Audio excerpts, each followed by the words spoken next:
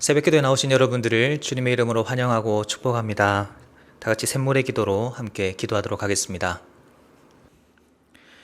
마음 모아 샘물의 기도를 하나님께 드리겠습니다. 먼저 우리의 믿음을 고백합니다. 보라, 내가 새 일을 행하리니 이제 나타낼 것이라. 아멘. 어김없이 우리에게 새해를 허락하신 하나님의 은혜에 감사드립니다. 다사다난했던 지난 해를 뒤로하고 하나님의 새 일 행하심을 기대하며 믿음으로 희망찬 걸음을 걷게 하소서. 교회와 예배를 위해 기도합니다. 아름답고 거룩한 것으로 여호와께 예배할지어다. 온 땅이여 그 앞에서 떨지어다. 아멘. 시와 찬송과 신령한 노래로 찬양받기에 합당하신 하나님, 우리의 예배가 거룩하고 아름다운 예배가 되게 하소서. 예배 가운데 친히 임재하시고 우리에게 예배를 사모하는 뜨거움을 주소서. 주님의 피로 세우신 이 교회를 흥왕하게 하시고 하나님의 살아계심과 온 세상의 주인 되심을 드러내는 교회 되게 하소서. 다음 세대를 위해 기도합니다. 내가 내 자녀들이 진리 안에서 행한다 함을 듣는 것보다 더 기쁜 일이 없도다. 아멘. 우리 샘물의 자녀들이 무엇보다 하나님을 경외하며 진리 안에 행하는 자들이 되게 하소서. 미래를 하나님의 꿈으로 채워가며 하나님을 자랑하며 살게 하소서. 세상을 변화시키는 힘을 소유하여 어디에 있든 선한 영향력을 끼치는 푸른 의의 나무들로 세워주소서. 시니어 세대를 위해 기도합니다. 사랑하는 자여, 내 영혼이 잘됨같이 내가 범사에 잘되고 강건하기를 내가 간구하노라. 아멘. 하나님, 우리 어른들을 통해 경험과 지혜를 배우게 하시니 감사합니다. 이분들이 걸어오신 신앙의 걸음을 유업으로 잘 받아 이어가게 하소서. 노년기에 찾아올 수 있는 소외감, 절망감, 두려움으로부터 지켜주시고 천국을 소유하고 소망하는 자로서 기도에 힘을 더하여 주셔서 어른들의 기도로 샘물이 더욱 든든히 세워져 가게 하소서. 나라를 위해 기도합니다. 이는 물이 바다를 덮음같이 여호와의 영광을 인정하는 것이 세상에 가득함이니라. 아멘. 전례 없는 전염병의 아픔을 겪고 있는 이 나라에 긍휼을 베풀어 주셔서 속히 두려운 어둠에서 벗어나게 하시고 이전의 일상을 회복하게 하소서. 위정자들에게 지혜를 주셔서 나라의 여러 위기들을 잘 극복하게 하시고 이 나라가 더욱 부강한 나라, 하나님의 영광을 인정하는 나라가 되게 하소서. 목장과 환우들을 위해 기도합니다. 만일 한 지체가 고통을 받으면 모든 지체가 함께 고통을 받고 한 지체가 영광을 얻으면 모든 지체가 함께 즐거워하느니라. 아멘. 샘물의 목장이 그리스도 안에 한 몸임을 기억하며 서로에게 필요한 기도의 분량을 채워주는 아름다운 목장이 되게 하소서. 병중에 있는 분들의 아픔과 고통을 외면치 마시고 믿음으로 승리하게 하시고 주의 능력의 손으로 만져주시고 치유하여 주소서. 오늘도 샘물 성도의 하루를 지키시고 주의 뜻대로 인도하여 주소서. 예수님의 이름으로 기도합니다. 아멘. 오늘 우리에게 주신 하나님의 말씀은 요한복음 3장 22절에서 36절까지의 말씀입니다. 저와 여러분이 교독에서 읽도록 하겠습니다. 그 후에 예수께서 제자들과 유대 땅으로 가서 거기 함께 유하시며 세례를 베푸시더라. 요한도 살렘 가까운 에논에서 세례를 베푸니 거기 물이 많음이라. 그러므로 사람들이 와서 세례를 받더라. 요한이 아직 옥에 갇히지 아니하였더라. 이에 요한의 제자 중에서 한 유대인과 더불어 정결 예식에 대하여 변론이 되었더니 그들이 요한에게 가서 이르되 라피여, 선생님과 함께 요단강 저편에 있던 이 곧 선생님이 증언하시던 이가 세례를 베풀매 사람이 다 그에게로 가더이다. 요한이 대답하여 이르되 만일 하늘에서 주신 바 아니면 사람이 아무것도 받을 수 없느니라. 내가 말한 바 나는 그리스도가 아니요 그의 앞에 보내심을 받은 자라고 한 것을 증언할 자는 너희니라. 신부를 취하는 자는 신랑이나 서서 신랑의 음성을 듣는 친구가 크게 기뻐하나니 나는 이러한 기쁨으로 충만하였노라. 그는 흥하여야 하겠고 나는 쇠하여야 하리라 하니라. 위로부터 오시는 이는 만물 위에 계시고 땅에서 난 이는 땅에 속하여 땅에 속한 것을 말하느니라. 하늘로부터 오시는 이는 만물 위에 계시나니 그가 친히 보고 들은 것을 증언하되 그의 증언을 받는 자가 없도다. 그의 증언을 받는 자는 하나님이 참되시다는 것을 인쳤느니라. 하나님이 보내신 이는 하나님의 말씀을 하나니 이는 하나님이 성령을 한량없이 주심이니라. 아버지께서 아들을 사랑하사 만물을 다 그의 손에 주셨으니 아들을 믿는 자에게는 영생이 있고 아들에게 순종하지 아니하는 자는 영생을 보지 못하고 도리어 하나님의 진노가 그 위에 머물러 있느니라. 아멘. 오늘 우리에게 주시는 하나님의 말씀은 그리스도인입니다. 우리 모두는 각자 다른 이름으로 살아가고 있지만 하나의 이름으로 또 살아갑니다. 바로 그리스도인이라는 이름인데요. 그리스도인이란 말 그대로 예수 그리스도를 구주로 믿고 또 고백하는 그런 사람을 말합니다. 그런데 여러분 혹시 이런 궁금증 가져본 적이 없으십니까? 나는 과연 그리스도인이라는 이름에 걸맞은 그런 삶을 살아가고 있는가 하는 것입니다. 나는 과연 신앙생활을 잘 하고 있는가? 우리는 늘 연약하고 넘어지기 쉬우며 또 미혹당할 위험에 늘 노출되어 있기 때문에 우리는 우리가 어디에 있든지 무엇을 하든지 내 신앙이 바른지를 늘 점검하고 또 살펴보아야 합니다. 물론 우리가 잘 살펴야 한다고 해서 다른 사람을 향해서 비난의 잣대를 들이대서는 안 되겠죠. 늘 우리 자신을 돌아보면서 하나님 앞에 깨어있는 그런 그리스도인이 되어야 합니다. 그러기 위해서 우리에게는 올바른 기준이 필요한데요. 오늘 본문을 보면 우리에게 그리스도인으로서의 좋은 본이 될 만한 인물이 등장합니다. 바로 세례 요한인데요. 물론 성경 곳곳에 우리의 신앙의 본이 될 만한 인물들이 참 많이 있지만 오늘 본문의 세례 요한을 통해서 우리에게 주시는 그리스도인의 삶의 태도를 잘 기억해서 하나님 앞에서 당당하게 그리스도인이라는 이름에 걸맞은 삶을 살아가는 저와 여러분 되시기를 간절히 바랍니다. 먼저 첫째로 그리스도인이란 어떤 사람인가? 겸손히 하나님만을 높이는 사람입니다. 그리스도인은 자기가 높아지기보다는 겸손히 하나님만을 높이는 사람입니다. 이를 다른 말로 예배자라고도 하는데요. 그리스도인은 겸손하게 하나님만을 높이는 예배자입니다. 세례 요한이 바로 그런 사람이었습니다. 세례 요한의 삶은 오직 예수님만을 높이는 그런 삶이었습니다. 오늘 보면 28절에서 요한은 예수님을 그리스도라고 고백하면서 자신은 단지 보내심을 받은 사람일 뿐이다 라고 겸손히 자기 자신을 낮춥니다. 29절에서는 예수님을 신랑으로 묘사하고 있고 자신은 신랑의 음성을 듣는 들러리 역할을 하는 그런 친구, 그렇게 고백을 하고 있습니다. 30절에서는 예수님은 흥하셔야 하는 분, 자신은 쇠하여야 할 사람이라고 말하고 있고 31절에서는 예수님을 하늘로부터 오시는 분, 자신은 땅에 속한 자 이렇게 말합니다. 지금 요한과 요한의 제자들과의 대화 속에서 반복적으로 세례 요한이 강조하고 있는 것이 무엇입니까? 예수님은 높아지셔야 되고 나는 낮아져야 한다라는 겁니다. 이것이 예배자의 삶이고 또한 이것이 그리스도인의 모습입니다. 그리스도인은 오직 하나님만을 높이고 그것을 기뻐합니다. 요한이 29절에서 예수님을 높이면서 이렇게 이야기하지 않습니까? 나는 이러한 기쁨으로 충만하였노라. 세상 모든 사람들이 자기 자신의 영광을 위해 살고 자기 자신의 번영과 행복을 위해서 살아갑니다. 그리고 그것을 이룰 때 기뻐하죠. 그런데 그리스도인은 다릅니다. 그리스도인은 하나님의 영광을 위해 살고 하나님의 이름이 높아지기를 바랍니다. 그리고 그것이 이루어질 때 기뻐합니다. 비록 내 마음대로 되는 일이 없고 내 계획대로 되는 일이 없고 하나님이 영광 받으신다면 예수님의 이름이 높임을 받으신다면 아무리 상황이 어렵고 내 마음대로 되는 일이 없다고 할지라도 그것으로 인해서 기뻐하고 만족할 줄 아는 사람, 그 사람이 예배자이고 그 사람이 그리스도인입니다. 사랑하는 성도님 여러분, 바라기는 하나님만을 예배하는 우리가 되기를 소망합니다.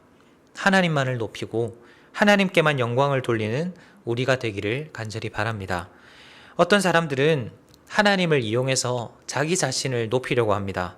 하나님께 영광 돌리기보다 자기 자신이 잘 되는 것에 관심이 있고 하나님께 기도하면서도 하나님의 이름을 위하여 기도하는 것이 아니라 내 이름이 높아지기를 기도합니다. 세상 앞에서는 비굴하게 무릎 꿇을 줄 알면서 하나님 앞에서는 오히려 목이 뻣뻣해지고 콧대가 높아지는 그런 사람들이 있죠. 그러나 이러한 모습은 좋은 그리스도인의 모습이 아닙니다. 무릎 꿇을 줄 안다고 해서 모두 겸손한 사람이 아니죠. 하나님 앞에서 무릎 꿇어야 그 사람이 겸손한 사람입니다. 자신을 낮춤과 동시에 하나님을 높여야 그것이 참된 겸손이라는 말씀입니다. 우리가 너무나 잘 아는 고백 30절 말씀에 그는 흥하여야 하겠고 나는 쇠하여야 하리라. 만약 이 고백이 뒷부분에 있는 나는 쇠하여야 하리라 이 부분만 있었다면 그것은 온전한 겸손이 아닙니다. 그는 흥하여야 하겠고 바로 이 부분이 있어야 그 고백이 참된 예배자의 고백이며 그 모습이 참된 그리스도인의 모습입니다. 우리의 삶에서 하나님만을 높이는 진정한 그리스도인으로 살아가시기를 바랍니다. 내가 높아지고 싶어도 또 내가 주목받고 싶어도 그런 마음이 내 안에서 꿈틀거린다고 해도 그 마음을 잘 다스리시기를 바랍니다. 오직 하나님만을 높이십시오. 겸손히 하나님만을 높이는 참된 그리스도인이 될 때 하나님은 우리에게 세례 요한처럼 큰 기쁨을 선물해 주실 것입니다. 둘째로 그리스도인이란 어떤 사람인가? 순종하는 사람입니다. 내 마음대로 사는 사람이 아니라 내 뜻대로 내 소견대로 사는 사람이 아니라 하나님의 뜻과 말씀대로 순종하며 사는 사람이 그리스도인입니다. 세례 요한이 제자들에게 예수님이 어떤 분이신지에 대해서 말하다가 그분을 믿어야 된다. 그 예수님을 믿어야 된다라는 말을 하면서 36절에서 이렇게 말합니다. 아들을 믿는 자에게는 영생이 있고 아들에게 순종하지 아니하는 자는 영생을 보지 못하고 도리어 하나님의 진노가 그 위에 머물러 있느니라. 여기 자세히 보시면 영생의 소유 여부를 비교하면서 믿음과 순종을 같은 의미로 사용하고 있음을 알 수 있습니다. 그만큼 믿음에 있어서 이 순종이라는 것이 아주 큰 비중을 차지하고 있다 이렇게 볼 수 있는데요. 다시 말하자면 믿음이 있는 사람은 곧 순종하는 사람이라는 것입니다. 야고보서는 이것을 행함이라고 표현을 하고 있는데요. 잘 아시다시피 행함이 없는 믿음은 죽은 믿음이다 라고 말할 정도로 이 사실을 매우 강조하고 있습니다. 우리의 믿음은 우리의 삶과 분리시킬 수가 없습니다. 따라서 우리의 믿음은 우리의 삶 가운데서 순종으로 드러나야 합니다.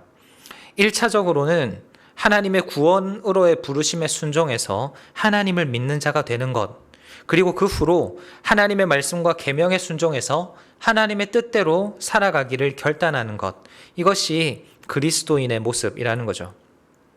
세례 요한이 바로 그런 순종의 사람이었습니다. 사실 세례 요한의 삶을 우리가 돌아보면 참 힘들고 거친 삶을 살았습니다. 줄곧 광야에서 메뚜기와 석청을 먹으면서 고생을 많이 했고요. 또 주목받고 인정받기보다 소리로 살아가다가 그렇게 사라져 가야 하는 그런 삶을 살았고, 또 그의 인생 마지막은 억울하게 감옥에 들어갔다가 비참한 죽임을 당해야만 했던, 존경하는 마음은 들지만 정작 내가 별로 닮고 싶지는 않은 그런 힘든 삶을 살았던 인물이 바로 세례 요한입니다. 그런데 이 삶이 세례 요한의 순종의 결과입니다. 이것을 우리는 사명이라고도 부를 수 있는데요. 하나님께서 그를 부르신 그 사명에 순종하니까 그런 불평과 어려움과 또 심지어는 죽음까지도 감당할 수 있는 것입니다. 죽기까지 순종했던 요한의 믿음, 어떻게 보면 참 부담스럽지만 요한은 자신의 믿음을 그렇게 순종으로 드러냈습니다. 우리도 우리의 믿음을 순종으로 또 행함으로 증명할 수 있게 되기를 소망합니다. 하나님의 말씀을 겸손하게 받고 그 말씀을 순종하기 위해서 매 순간 고민하고 노력하는 삶. 우리가 비록 요한처럼 광야로 나가지는 않더라도, 메뚜기와 석청을 먹지는 않더라도, 또 심지어 죽임을 당하지는 않더라도 우리가 있는 그 자리에서 우리의 믿음을 증명할 수 있어야 합니다. 하나님은 우리에게 순종하라 말씀하십니다. 순종하라는 말씀에 순종해서 참 믿음의 그리스도인으로 살아가는 저와 여러분 되시기를 주님의 이름으로 축원합니다. 마지막으로 그리스도인이란 한 걸음 더 나아가서요, 끝까지 순종하는 사람입니다. 그리스도인은 한 번의 고백, 한 번의 순종으로 완성되는 사람이 아닙니다. 자신에게 주어진 사명에 끝까지 묵묵하게 순종하며 최선을 다하는 사람이 그리스도인입니다. 오늘 본문 22절을 보면 예수님께서 제자들과 함께 유대 지방으로 가셔서 그곳에서 세례를 베푸시는 장면이 나오는데요. 23절을 보면 요한도 똑같이 세례를 베풉니다. 그런데 24절에 묘한 표현이 나옵니다. 요한이 아직 옥에 갇히지 아니하였더라.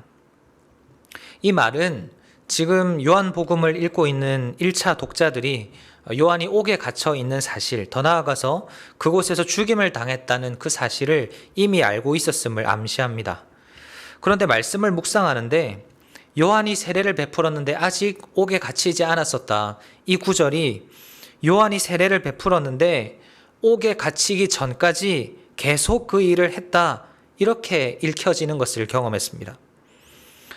요한이 헤롯 왕으로 인해서 감옥에 갇혀 억울하게 죽임을 당하지만, 그리고 심지어 자신이 하나님의 어린 양이라고 묘사했던 예수님이 이미 오셔서 똑같이 자신과 세례를 베푸는 그런 사역을 감당하고 계셨지만, 자신에게 이 사명을 주신 분이 하나님이심을 잘 알았기 때문에 하나님이 그만하면 되었다라고 말씀하실 때까지는 요한은 그 사명을 중단할 수가 없었던 것입니다. 저는 끝까지 순종해야 한다라고 하면 늘 아브라함이 떠오릅니다. 아브라함은 하나님의 부르심을 받고 갈대아 우르를 떠나지만 아버지 데라와 함께 하란이라는 곳에 정착해 삽니다. 그러나 하나님은 다시 나타나셔서 가나안까지 끝까지 나아갈 것을 요구하십니다. 단순히 고향을 떠나는 것만이 순종이 아니라 하나님이 요구하시는 목적지까지 나아가는 것이 순종이라는 것을 하나님께서 상기시켜 주시는 것입니다. 우리가 흔히 운동 경기를 보면 이런 이야기를 합니다. 끝날 때까지 끝난 것이 아니다. 끝날 때까지 최선을 다해야 된다. 이런 말들을 하죠. 운동 경기는 심판이 휘슬을 불거나 경기 종료 부저가 울려야 끝이 납니다. 내 생각에 이만하면 경기가 끝났겠지라고 생각하고 선수가 멋대로 경기장을 나가버리는 일은 생각할 수도 없죠. 순종도 마찬가지입니다. 하나님께서 끝났다라고 말씀하실 때까지 순종하는 것, 그것이 신앙이고 또 그것이 그리스도인의 삶입니다. 내가 한 번 하나님을 높였다고, 내가 한 번 하나님의 말씀에 순종했다고 그 경험을 가지고 만족해하고 계속 그 자리에 머물러만 있다면 그것은 하란에 머물러 있는 아브라함의 모습과 별 다를 바가 없습니다. 사랑하는 성도님 여러분, 말씀을 마무리하면서 한 가지 질문을 드리고 싶습니다. 여러분은 그리스도인이십니까?